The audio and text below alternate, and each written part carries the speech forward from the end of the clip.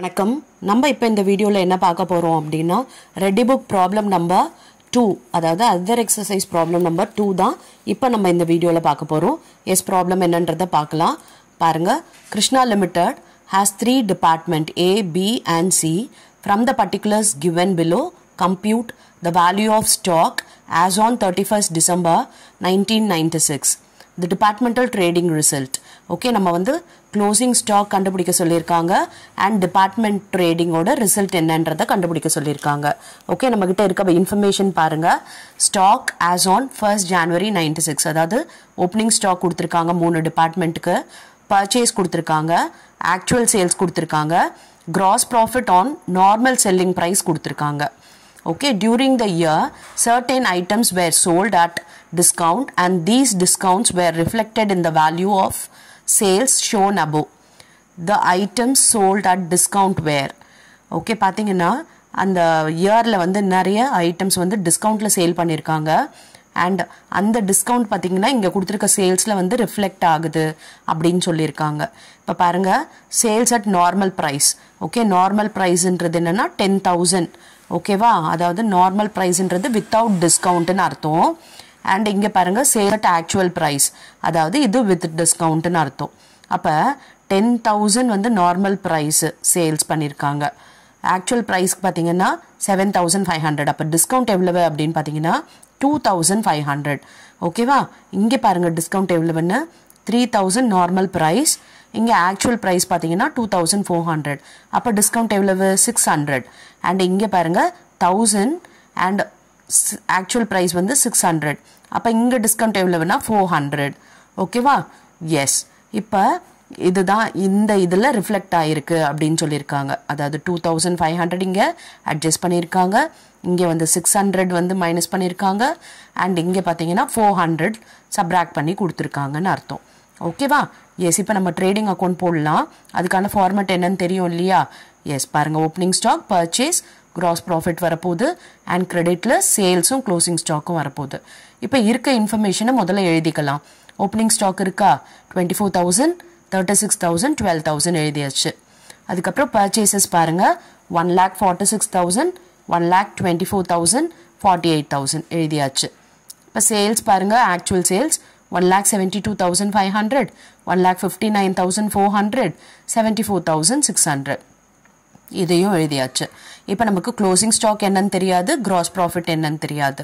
Okay, இப்போ நமக்கு closing stock வேணும் அப்படின்னா நம்ம வந்து எப்படி கண்டுபிடிக்கலாம் அப்படின்னு பார்த்தீங்கன்னா, க்ளோசிங் ஸ்டாக் கண்டுபிடிக்கிறதுக்கு நம்ம கிட்ட ஒரு மெத்தட் இருக்கு இல்லையா? அதாவது opening stock plus purchases minus closing stock போட்டால் நமக்கு காஸ்ட் ஆஃப் கூட்ஸ் சோல்ட் கிடைக்கும்.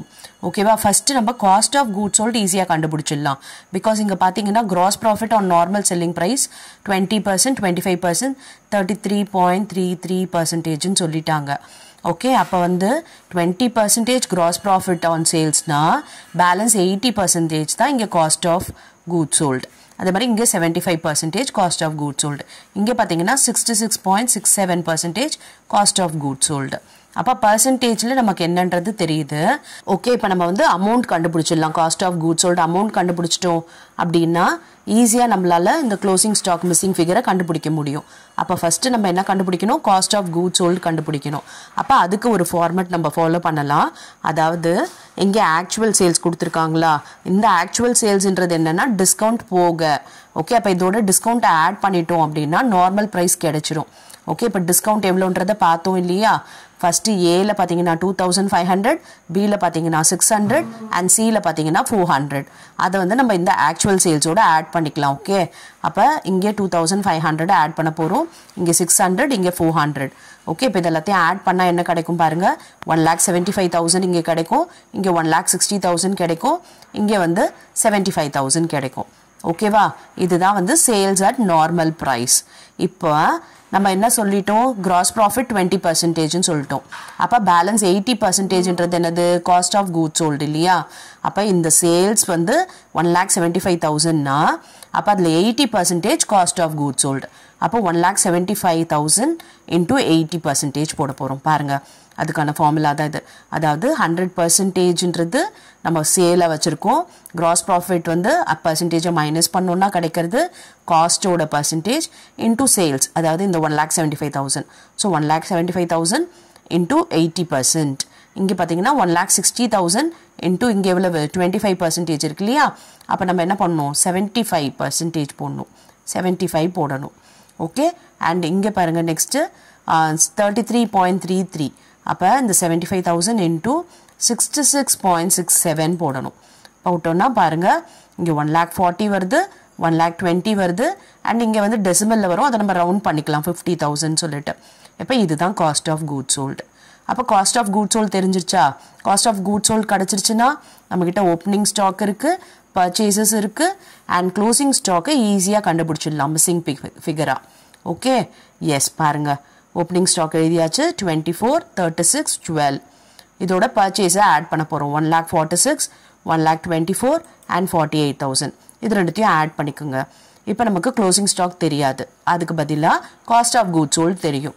அப்போ அந்த காஸ்ட் ஆஃப் கூட்ஸ் சோல்டு இப்போ நம்ம ப்ரீவியஸ் ஸ்லைடில் கண்டுபிடிச்சோம் இல்லையா, அந்த காஸ்ட் ஆஃப் கூட்ஸ் சோல்டு தான் இங்கே போட்டிருக்கு. அப்போ இது ரெண்டுத்தையும் ஆட் பண்ணிவிட்டு இந்த இதை மைனஸ் பண்ணிங்க, காஸ்ட் ஆஃப் கூட்ஸ் சோல்டை மைனஸ் பண்ணால் நமக்கு க்ளோசிங் ஸ்டாக் என்னன்றது தெரிஞ்சிடும்.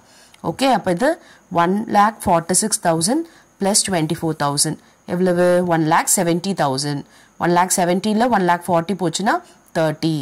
ஓகே, அப்போ இங்கே பாருங்கள் 1,24,000 ப்ளஸ் 36 எவ்வளவு 1,60,000. 1,60,000 1,20,000 போச்சுன்னா 40. ஓகே, அப்புறம் இங்கே 12 ப்ளஸ் 48 எவ்வளவு 60யா? 60ல் 50 போயிடுச்சுன்னா 10. ஓகே, அப்போ க்ளோசிங் ஸ்டாக் 30,000, 40,000, 10,000. இப்போ இந்த க்ளோசிங் ஸ்டாக் எடுத்து நம்ம இங்கே போட்டுக்கலாம். ஓகே, போட்டாச்சு, அவ்வளோதான். இப்போ நம்ம பேலன்ஸ் பண்ணி நமக்கு வர பேலன்சிங் ஃபிகர் என்னது, கிராஸ் ப்ராஃபிட். ஓகே, இப்போ இதை பேலன்ஸ் பண்ண போகிறோம். ஓகே, பேலன்ஸ் பண்ணால் 1,72,500 ப்ளஸ் 30,000, 1,59,400 ப்ளஸ் 40,000, 74,600 ப்ளஸ் 10,000. பாருங்கள் 2,02,500, இங்கே 1,99,400, இங்கே 84,600. ஓகே, இப்போ இதில் இருந்து இந்த டோட்டலில் இருந்து இந்த ஓப்பனிங் ஸ்டாக்கையும் பர்ச்சேஸையும் மைனஸ் பண்ணால் வரது தான் கிராஸ் ப்ராஃபிட். ஓகே, இப்போ இது எவ்வளோ வருது பாருங்கள் 1,46,000 ப்ளஸ் 24 எவ்வளவு 1,70,000. 1,70,000 போயிடுச்சு அப்படின்னா பேலன்ஸ் எவ்வளோன்னு பாருங்கள். அண்ட் இங்கே பார்த்தீங்கன்னா 1,60,000. 1,60,000 வந்து 1,99,400லேருந்து மைனஸ் பண்ண போகிறோம்.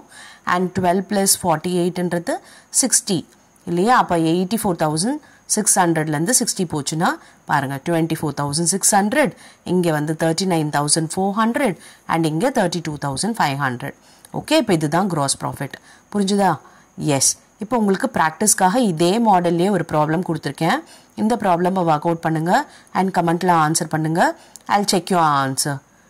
அடுத்த வீடியோவில் வேறு ஒரு டிஃப்ரெண்ட்டான ப்ராப்ளம் பார்க்கலாம்.